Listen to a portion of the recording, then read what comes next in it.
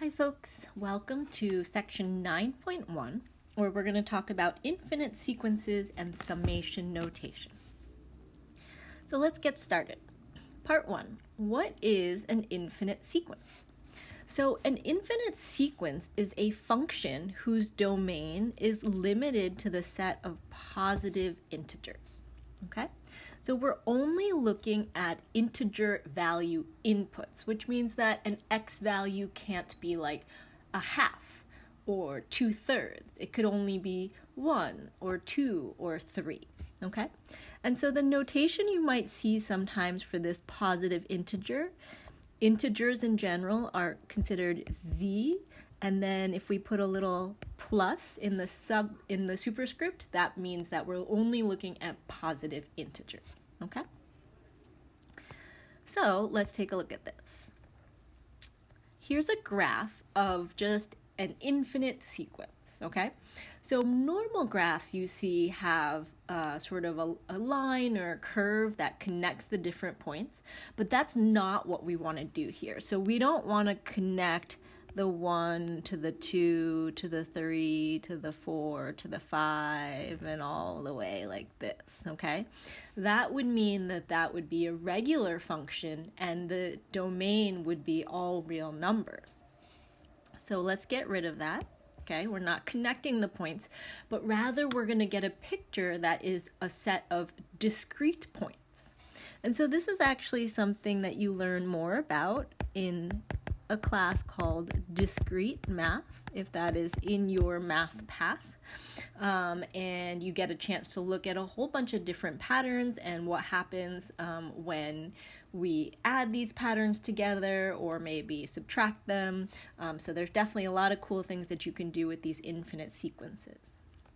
But for this class, what we're going to do is we're going to focus on what happens if we have this new notation. How do we solve problems with it? How do we look at pictures with it? Okay, so we're going to stay a little bit lower level and really just get comfortable with the different notation.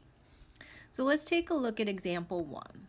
Okay, example 1 says, if a sequence is defined by n over n plus 1. And so those squiggly brackets mean that we're looking at a sequence. But another way that you might see a question like this written is a sub n equals n over n plus 1. Okay, so the squiggly brackets and that a sub n equals are equivalent notations.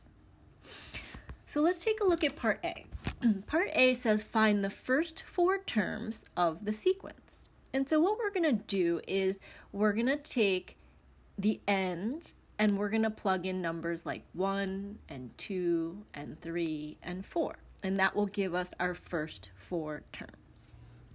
So if I want to find the first term, I'm going to call that a sub 1. And what that means is everywhere I see an n, I'm going to replace it with a 1. So over here, I have an n down here, so it's a 1 already. That means I need to put 1 over 1 plus 1. Okay? So 1 over 1 plus 1, and we can go ahead and reduce that to be 1 over 2. Now, one thing to keep in mind is that the input values, like the number I put in for n, has to be a positive integer, but that doesn't mean that what comes out is going to be a positive integer. So it's okay that we're getting a 1/2 out. So this is the first term in the sequence. Let's find the second term. A sub 2 is going to equal 2 over 2 plus 1, which gives me 2/3. So that's my second term. My third term, I'm going to do a sub 3 equals 3 over 3 plus 1, and that gives me 3/4. And that is my third term. And then a sub 4 is my fourth term. I'm going to plug in a 4 for n, so 4 over 4 plus 1 equals 4/5. And again, whatever number I had as the subscript, that went in for the n. So this was the subscript, I put in 2 for n. 3 was my subscript, I put in 3 for n. 4 was my subscript, so I plugged in 4 for n. Okay? So these are the first 4 terms in the sequence. Now, let's say I was like, well, I'd like you to find the 10th term in the sequence. Okay? All you would do is you would take a sub 10, and everywhere that we have a yellow dot over on the left-hand side, we're going to plug in a 10.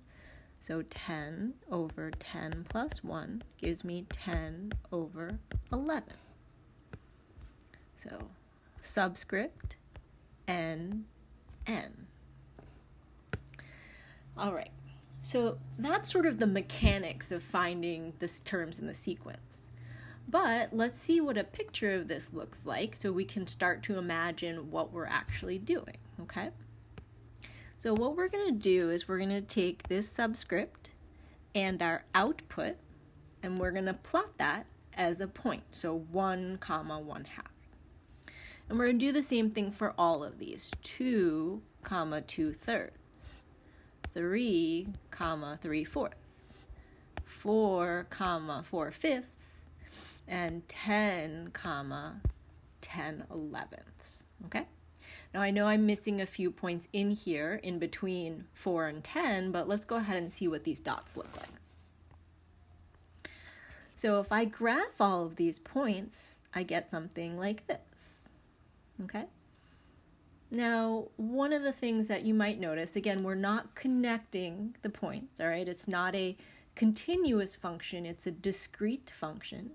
But we can still look for patterns here. And the pattern that I see is that as the values of n get larger, so as I go out this way, the curve kind of starts to flatten out, okay?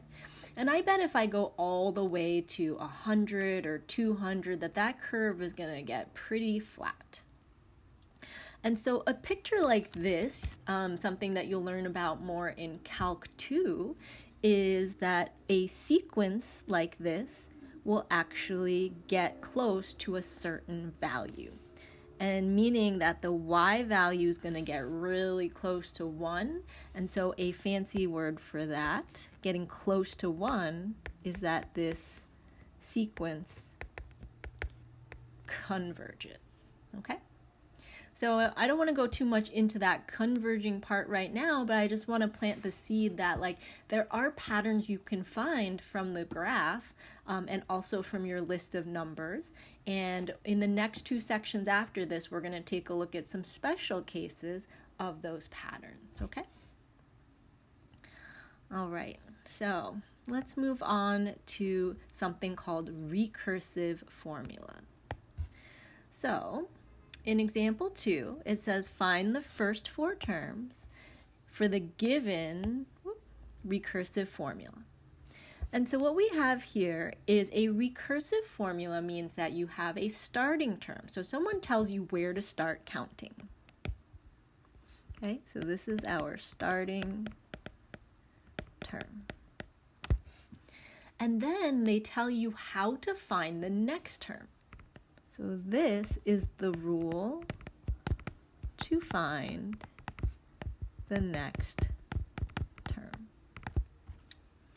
All right, so this a sub n minus 1 means I plug in the previous term and then I come out with my a sub n, or my next term.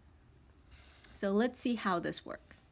If I want to find the first 4 terms, I'm going to start with a sub 0. So my a sub 0 is 3. Now if I want to find a sub 1, we're going to take our formula, and just like the last question, everywhere we see an n, we're going to put in the 1. So 2 times a sub 1 minus 1. Okay, so again, this 1 is that 1. And that means I get 2a to the 0. And a to the 0 was 3, so I get 2 times 3, or I get 6 for the next term. All right. So this a sub 0 is the 3, or the 1 from the previous term. So I found my first term and my second term. Let's go ahead and find the third term, or the third term, sorry. A sub 2 is going to equal, let's go back to our formula, 2 times a sub 2 minus 1. Because again, everywhere I see the 2 or the n, I'm going to plug in a 2. And now I'm going to simplify, so I get 2a to the 1, a sub 1. And what was my a sub 1? Well, I get it from my previous line. It's 6, so I'm going to do 2 times 6, and I get 12. Okay, so this 6 was the term from before. All right, let's find our fourth term. A sub 3 is going to equal 2 times a sub 3 minus 1. So again, n and n, I just plug in my 3. I'm going to simplify this to a sub 2. And what was a sub 2? That was 12. So I'm going to do 2 times 12, which gives me 24.